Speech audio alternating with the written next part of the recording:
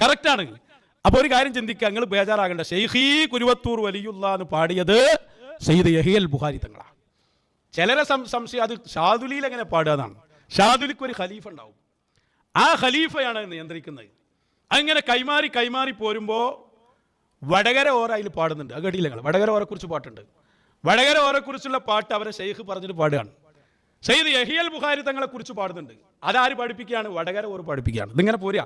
Vadakara or എഴുതി കൊടുത്ത് പാടിപ്പിക്കുന്നതാണ് ആരെക്കുറിച്ചുള്ള പാട്ട്? യഹിയൽ ബുഖാരി തങ്ങളെ കുറിച്ച്. യഹിയൽ ബുഖാരി തങ്ങൾ പാടിപ്പിക്കുകയാണ് ആരെക്കുറിച്ച്? ശൈഖുനയെ കുറിച്ചുള്ളത്. എന്നിട്ട് പ്രചരിപ്പിക്കുന്ന ആരങ്ങൾ? അഭിനന്ദനങ്ങൾ. വെല്ലോർത്തത്തിലെ കുരുവത്തൂർ വലിയുള്ള. എന്നിട്ട് എൻ്റെ പഴയ കാലത്തെ ഒരു പ്രസംഗത്തിന് പണ്ട് 2013 ശൈഖുന ഞാൻ വലിയാണ് എന്ന് പറഞ്ഞ വല്ലതുണ്ടെങ്കിൽ കാണിക്ക്. ശൈഖുന പറഞ്ഞതേ. അല്ലെങ്കിലും വലിക്ക് ഒരു കഥയില്ല. കാരണം എന്താ അറിയോ? നമ്മളൊരു കാലത്തുനിന്ന് സംസാരിക്കുമ്പോൾ ചോദിക്കണ ഇന്ന് വരെ ശൈഖുന അങ്ങനെ പറഞ്ഞിട്ടുണ്ടെങ്കിൽ കാണിക്കുന്നതാണ്.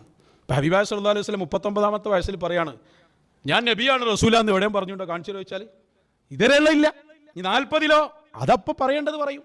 ഇതുപോലെ അവരെ ഓരോ കാലത്തും ആ പ്രസന്റിലാണ് സംസാരിക്കുന്നത്. അതുവരെയുള്ള ഉണ്ടോ വെച്ചിട്ടുണ്ടെങ്കിൽ കൊണ്ടുവന്നാൽ മതി, അതിനപ്പുറത്തുള്ളത് നോക്കണ്ട. ഇപ്പോഴും പറഞ്ഞതാരാ? വടകര ഓരാണ്. വടകര ഓറും മടവൂർ ശൈഖുനയും രണ്ടും കൂടിയ ആള് യഹിയൽ ബുഖാരി തങ്ങൾ ഓരാ പാടിയത്. ഇനി ശൈഖുനെ അത് ഔലിയാക്കളൊക്കെ പ്രഖ്യാപിക്കാൻ അവർക്ക് അവസരം വരുമ്പോൾ ഓല് പറഞ്ഞോളൂ, അന ശൈഖുൻ, അന വലിയുൻ, അന ഇമാമുൻ. അതൊക്കെ ഓസുല്ലാദം പറഞ്ഞല്ലേ? അതിനല്ലേ മടവൂർ. ഇതെന്താ അറിയോ? ഈ വെളിച്ചത്തെ നിങ്ങൾ ഊതിക്കെടുത്താൻ ഉദ്ദേശിക്കുമ്പോഴെല്ലാം ആ പ്രകാശം ലോകം മുഴുവൻ വ്യാപിക്കുകയാണ് ചെയ്യുക. തൽക്കാലം ഊതിക്കെടുത്താൻ പറ്റിയ ഒരു മഖ്ലൂക്കും ഈ ഭൂലോകത്തില്ല.